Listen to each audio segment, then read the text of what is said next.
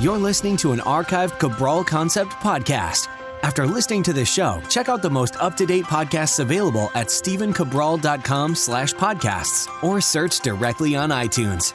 And now, welcome to the Cabral Concept, where board-certified naturopath and integrative health practitioner Dr. Stephen Cabral shares how he was diagnosed at the age of 17 with a life-altering illness and given no hope for recovery. It was only after studying and traveling all over the world did he discover how to combine ancient Ayurvedic healing practices with state-of-the-art naturopathic and functional medicine to fully rebalance the body and re-energize it with life. It's time to discover how to get well, lose weight, and finally feel alive again. And now, here's your host, Dr. Stephen Cabral. Hi, everyone, and welcome back to the Cabral Concept. Great to have you with me here today. Finish the week strong with our Friday review. Looking forward to bringing you two quick research studies. One fun tip of how to keep those fruit flies out of your kitchen. If you're anything like me, where you have a big fruit bowl and you're looking forward to not having to, try to get all those fruit flies out of your kitchen, removing them one by one.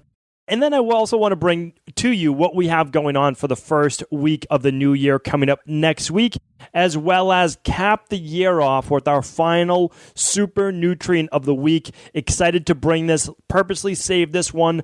I don't know if I would say it's the best for last, but we're saving one of the best for last, and certainly one of the most controversial in terms of whether you should use it as a nutritional supplement or not.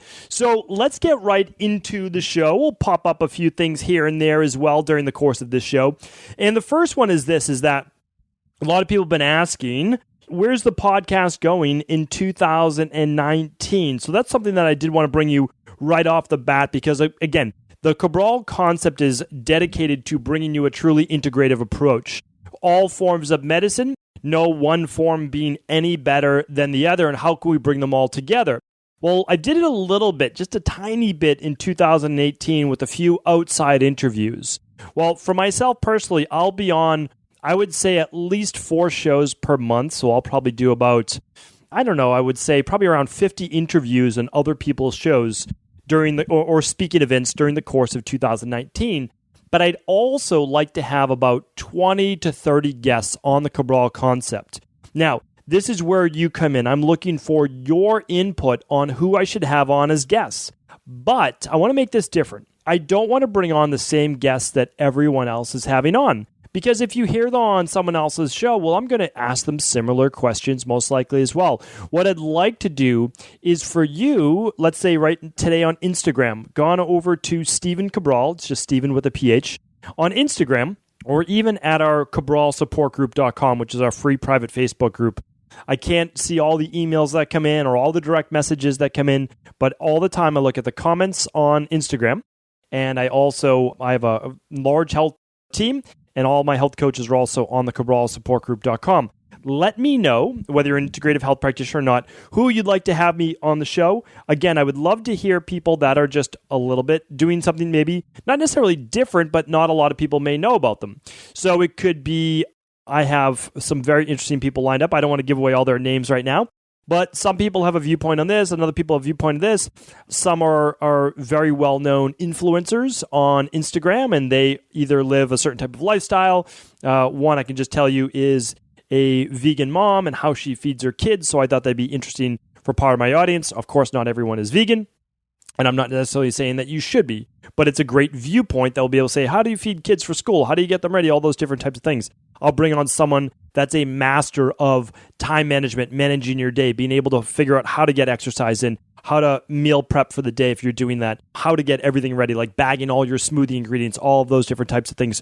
Then I'll be bringing, of course, experts in their certain area. One person that I'm looking forward to bringing on is someone that is an expert on air quality, another that's an expert on EMFs. And so we'll bring them on, and we'll bring on all these different people that I'm well-versed in the subject, but they are the experts. So I'll be asking them questions, and I'll be learning right alongside you. So let me know. I'm excited about that. This is going to be user-generated, so you'll let me know, as a member of our Cabral Concept community, of who you would like to see on this podcast, and I'd be excited to invite them on.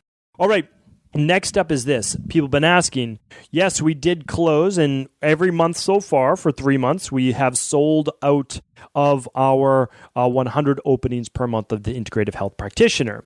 The first couple months, we did a little bit more because we had so many people who wanted to get in, and that was great. So we now have over 500 integrative health practitioners, one of the fastest, if not the fastest growing health coaching certification out there, and the integrative health practitioner certification, and then course. So the course, remember, that's the lower level, but you get all the same information. You just don't take all the quizzes and you don't get certified to become a health coach through the Integrative Health Practitioner Institute. However, everyone can take the level to learn for themselves, for the family, of how to heal their body and begin to heal others as well. So this is going to be quite exciting, and we will be opening on later in the day on January 1st. So be sure to check back in. Just head on over to integrativehealthpractitioner.org. The email goes out to our email list first if you're looking forward to being one of those next 100. So super excited about that. Love the Integrative Health Practitioner community, and we have a lot of fun events planned for early 2019. So stay tuned inside that community. All right, next up, January 7th. January 7th, all of the community members are doing we're doing our functional medicine detox. So the Dr. Cabral Detox as a community kicks off January 7th. Now, you may choose to do it a different date. That's totally fine. I'm okay with that as well. But for January 7th on, every day we post inside of the group, inside of CabralSupportGroup.com. We cheer each other on, and we even have now, for the very first time, the chocolate Dr. Cabral Detox able to be done as part of that detox. The only people who wouldn't want to use the chocolate are those people, of course, who know they have a food sensitivity to cacao or an organic chocolate. And even though it's not a huge amount, but still, you want to be cognizant of that. And the other people, anybody who has histamines or even like an allergy to, again, histamines would be histamine-based food like smoked foods, aged foods. Chocolate can fall into that category. So though everyone else can feel free to do it. And of course, we have our vanilla. And the vanilla is what we've been using now for about 3 years. So that's always exciting. Love doing that. Brings a lot of fun, a lot of camaraderie in CabralSupportGroup.com. Just letting you know, and just knowing that there's going to be 1,000+ other people doing that detox just like you, going through the fast just like you, and getting those amazing results, hopefully just like you as well. So we're always excited about that. If you've never done one before, now is the time. January is the time to really get the year started off right and then maintain those results or keep them coming if you're looking to get even greater results.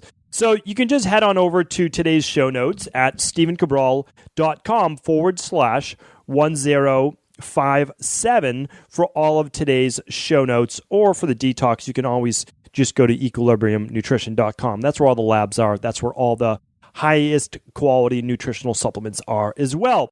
Excited about that. I'll be doing it myself, of course. My wife will be doing it, and we're looking forward to just seeing how it goes for you. You never really know. Some of them can be a little bit more challenging, and some of them can be a breeze. And for me, I've been doing it now for, many years. Over 7 years now, I believe. And I absolutely do credit it with taking my health to that next level. Hands down, without a doubt. Okay, so now let's get into a couple research studies that I wanted to bring you. I'm going to be bringing you a lot of product reviews in 2019. I'm also going to be bringing you a lot more book reviews because people are always asking, what are you reading? Some of the books that I read are not going to be books that you may be interested in. However, you never know. And so I'm going to start bringing you some of those books, and then also the popular books that are out there. When I say some of the books that I'm reading that you may not be interested, obviously that's an assumption. But some of them are old herbal-based books from, let's say, the early 1900s, sometimes late 1800s. I love collecting those older books. I love reading the older books or reprints of those books if they're no longer available. And I always do have my eye out for when these books become available. And I've even gone down to some of the larger university libraries, such as Harvard University down the street from me, and been able to make digital copies of those books that they no longer rent out, but they do have them right there available, like Emmanuel Ravicci's 800-plus book on cancer that I read many years ago. I literally went there and spent a couple hours.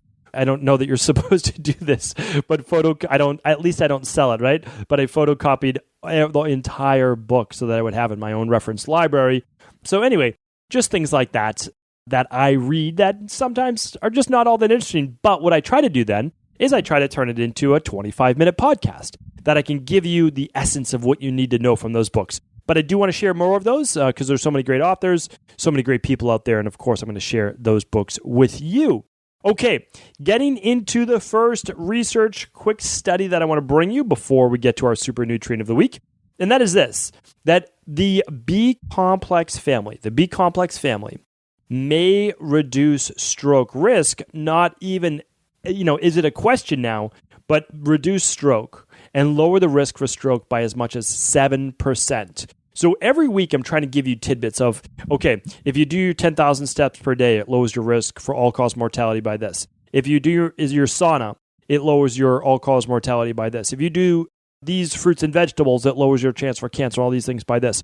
So every week, if you haven't tuned in, just head on back to stephencabral.com/podcast and check out all those previous Friday reviews as well. Well, this is it. So when we look at a person's risk for kidney disease, high blood pressure, and stroke, this was done, again, this is a large study. This is an analysis of 14 clinical studies of just about 55,000 people. And it was done in China. It was done, actually, you know what? I don't know. I may have actually, I don't know if I've given you the study or not. Sometimes I get confused with the integrative health practitioner. Either way, it's a great another tidbit for you. I may have already given you this because I remember this name, but it's from Zhangzhou University in China. And of course, my pronunciation may be off, but it was published online in the Journal of Neurology. So that's a big one. Why? Because anytime it affects heart attack, stroke, cancer, or diabetes, those are our main causes of death in all Western-based countries. So if we can reduce that, then we're doing great, right? So how easy is it? Literally using an activated B complex every day. I will make sure that I link that up today. So activated B complex, we will put that in there. And then the other one I want to put in is the daily nutritional support, because you could just that alone will give you all the B vitamins you need in their methylated form so that you can actually absorb them, because it did talk about the reduction of stroke by as much as 7% really was factored in by the rate of absorption by folic acid and B12 concentration in the blood. So you need to make sure that you're using a nature folate or methylfolate 5-MTHF or the methylcobalamin, the liquid B12. Even adenosylcobalamin will typically work really well too, or a mixture of the two. Just not the cyanocobalamin and simply not the folic acid. All right, so love bringing that study. Let's bring you one more on this. This was a great one. So a lot of people that I work with in my practice, not a lot, but we'll say a handful of people, they're more prone to kidney stones. Now, there's many reasons for that. I've spoken about that in the Cabral concept before, but this was interesting because this pertained to postmenopausal women. And what we showed here was that exercise helped to reduce kidney stones in postmenopausal women. Maximum effects were found at the equivalent of 3 hours a week of moderate pace walking, 1 hour of moderate pace jogging, or 4 hours of light gardening. And this was done on close to 85,000 women at the University of Washington School of Medicine in Seattle, and it was published in the Journal of American Society of Nephrology. And it reduced the risk for kidney stones by 16 to 31%. So pretty remarkable on a very large study, which is what I like to look at. And so if you are, again, postmenopausal or not, exercise helps to reduce kidney stones. So here's what we want to do. This was not a lot of exercise, right? I mean, it was 3 hours a week of moderate pace walking. What's that? Well, it's like 3 to 4 miles per hour on a treadmill, or just walking outside, which is even better. So that's where I'm looking at it. This is not a lot of exercise. Hopefully you tuned in yesterday. If you didn't tune in yesterday, it tells you how to choose the right exercise for the new year, how to choose the right workout program for the new year. That was stephencabral.com/1056. Check out that show, because I told you in 3 days per week, just to start, 3 days per week, and you're working about 40 minutes or so per workout. If you look at it, okay, what's that? Well, that's about 40, 80, 120. That's about 2 hours or so of exercise. And then, of course, you're going to get in your 10,000 steps per day. So you're already there. But that's kind of the barometer that I look at is, can you do a Monday, Wednesday, Friday, or Tuesday, Thursday, Saturday workout? And I'm not talking about back-breaking workout. Tune into yesterday's show for more details on that. All right, and the last one is just a fun one, which I didn't know. And so if I didn't know this, maybe there's a handful of other people who didn't know it as well. And that's this, that, we bring our, obviously we're getting our fruit, whether it's at a local farmer's market that we try to do, And then during the winter time, which farmers markets for us stop the Thanksgiving weekend here in the U.S., so about the last week or so of November, and they don't start back up until the first week of May. So we have, about a 5-month period or so, maybe close to 6 months, where there's no farmers markets, and that's because it's freezing here in Boston from December through April. And really, April's not a warm month here. It's high 30s to mid 40s, right? That's about it. And, the people don't want to hang out outside there. And also, unless you're growing food in a greenhouse, you're not going to grow too much of it here in New England, not in the frozen tundra here. So here's what we do. We typically shop, obviously, at our local shops around here, and then some of our local indoor farmers markets as well. So when we bring fruit home, and we buy fruit about twice a week to sometimes 3 times a week, and we're buying bananas. And what happens is when we have some of those bananas at home, we get fruit flies, and nobody likes fruit flies flying all around their kitchen. And it's funny, because if you have a dog, or at least my French bulldog, who's off the wall, literally tries to just kind of go around and just like chomp at them in the air, which is hilarious to watch. But we're just not an advocate of 30 fruit flies flying around our kitchen. So here's one thing I learned is that fruit flies, they often lay eggs on the banana skins, and they're there when you buy them. And then what happens is when you bring them to a warmer environment, such as your house, maybe it's 70 degrees or so in your house, then they begin to hatch in a couple of days. Well, that's when you get your fruit flies. So what you can do is when you get these bananas home, or even other types of fruit, is you can wash them. One thing you can do is you can actually just scrub them with a scrub brush, and you can use a little bit of apple cider vinegar or even a little bit of natural soap and water and just scrub them clean. This is probably a good idea for all of your fruit. I've talked about it before, how you can soak your fruit in some apple cider vinegar and water if you would like. You don't want to do that with your soft skins where it absorbs it, like your berries, because then, they're going to be more prone to mold, but it will absorb all of the apple cider vinegar and water as well. Not all of it, but it will absorb a lot. But for the ones that aren't going to absorb, such as your apples or your bananas or things that have a harder skin, it's a great way to clean them, okay? So really quick tip, and that will help you cut down, or if not, just completely prevent the fruit flies in your kitchen. All right, last but certainly never least, and our last one, it's kind of sad to see them go, but our super nutrient of the week. I have more fun things coming, don't worry, next year for what will replace the super nutrient of the week. But the super nutrient of the week this week is calcium. Now, we have gone through 52 super nutrients of the week, all the way starting back on 1-5 with choline, then vitamin K, then molybdenum, then zinc, then B6, then vitamin C, then bromelain, B1, zinc, vitamin A, ashwagandha, manganese, glutamine, biotin, Saccharomyces boulardii, vitamin P, niacin. Then we did EPA and DHA, types of omega-3. We did maca, vitamin E, B12, isolipoic acid, berberine, collagen, quercetin, B5, stinging nettles, hemp hearts, iodine, B2, glutathione, DIM, trimethylglycine, chromium, boron, chlorella, vitamin D, potassium, stevia, digestive enzymes or enzymes in general, sulforaphane, ginger, rhodiola, acidophilus, acerola berry, bentonite clay, aloe vera, creatine, N-acetylcysteine, psyllium, and today calcium. If you want to know more about any of those super nutrients of the week, simply go to stevencabral.com and type in the one that you're looking to learn more about. Want to know more about vitamin B6? Just type in B6. Want to know more about berberine? Just type in berberine. How about collagen? Just go to stevencabral.com/podcast and type in collagen, or just go to June 22nd, that podcast, and you'll see it right there. So what I'm going to do today is go over the benefits of calcium, but also some of the drawbacks from using it as a nutritional supplement. And again, on the Cabral Concepts, hopefully you know by now, there's no promotion of anything. There's no extra, anything that I believe in is what I believe in and is what I know to be true. That's it. I will never give you a recommendation for anything unless I know it to be true and I know it to be safe and I know to be using it with myself, my family, and in my own practice. That's it. And if there's ever anything better that comes out, I'll always bring you the thing that's better. That's my commitment to you. And really, it's the commitment that I made to my own integrative health practice many, many years ago. So a lot of people know they need calcium for strong bones, right? That's because 99% of your calcium is stored in your bones and your teeth. So it's extremely important. But calcium has also been shown to help with weight loss. It's been shown to help prevent colon cancer. And it's been shown to be very good for regulating insulin, so with type 2 diabetes or diabetes in general, and also with smooth muscle and vascular contraction of the arteries. So, it's needed to be balanced for the muscles and for the nerves and for your blood flow as well. So, that there's no disputing that. The problem is that, we're looking at women and we're looking at, let's just say men and women in general.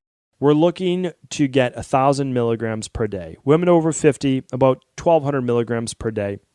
And men over 70, 1,200 milligrams per day. So the average person, average adult, think about 1,000 milligrams per day. It's easy, right? Very, very easy to think about, or 1 gram per day. Here's the problem, though, is that high-dose calcium supplements, not only do they not seem to really work, but they can be detrimental. So here's a couple tidbits that you want to know.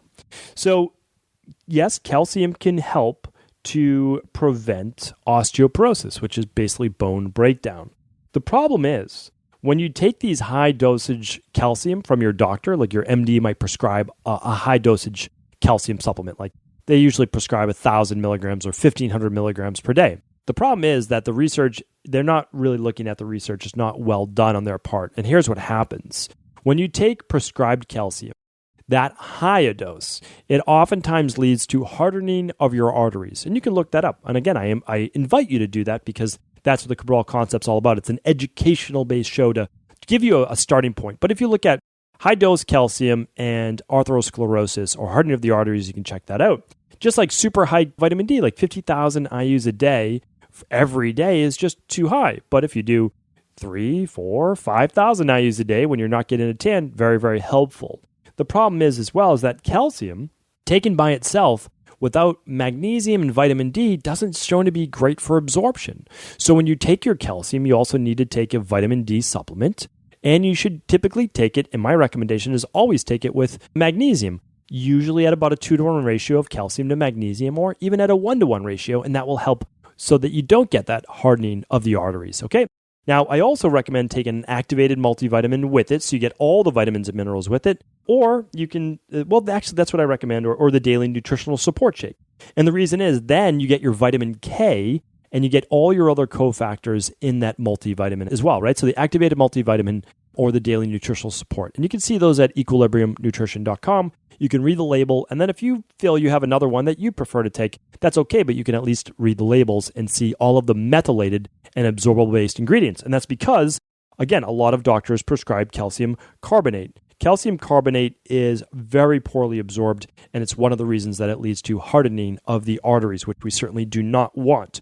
So I'm not a huge fan of that. The problem is that we still do need calcium, right? For a lot of people on a vegan diet, if you're not eating the correct foods, then you can be very calcium deficient. If you're someone that is taking an acid blocker for your stomach, you're probably going to be calcium-based deficient. If you're someone on a higher protein diet or a high sodium diet, you tend to excrete a lot more calcium, so you're going to be calcium deficient. If you're someone with IBS, or you have SIBO, or you have Crohn's, or you have colitis, you very well might be calcium deficient because you're not absorbing the calcium, even if you're taking it, right? And if you're someone that's really been on prednisone or have any issues relating to higher cortisol, you might not be absorbing calcium as well.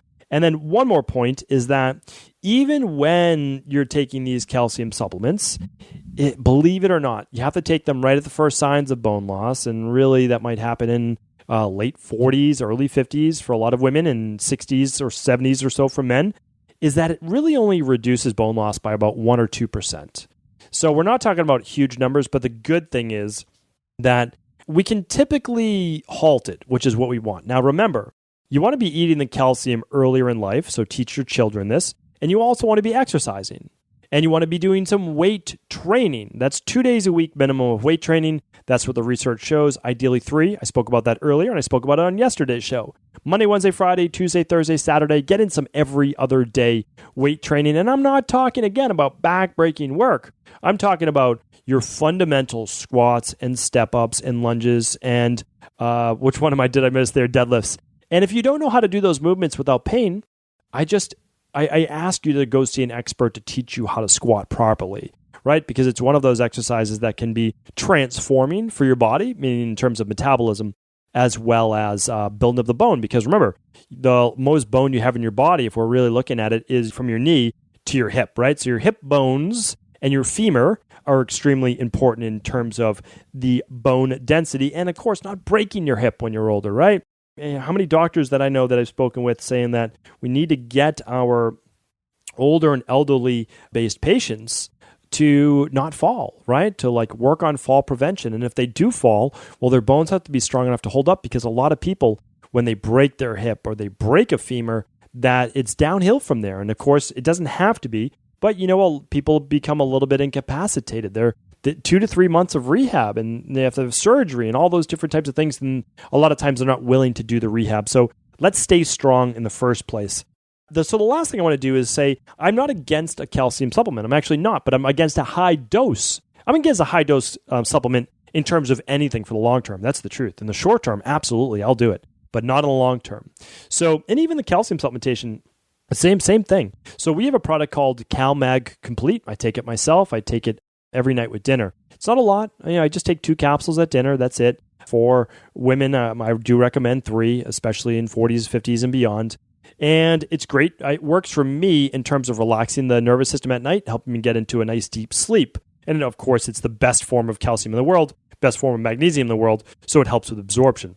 But the way that I want you to get the majority of your calcium, and one more thing I'll add to that is I also use the daily nutritional support. So I'm getting a couple 100 milligrams in there as well. So I get let's say about 33% to 40% of my calcium in my nutritional supplements. But I also want you to look at food-based calcium sources, right? That's the best place. So let me give you some right off the bat. These are all about 1 cup or so. So about a cup of collard greens, 360 milligrams. That's a lot. It's broccoli rabe, 200 milligrams. Kale, 180 milligrams. Edamame, 175 milligrams. I'm not a big edamame guy, but maybe you like edamame a couple times a week. That's 175 milligrams.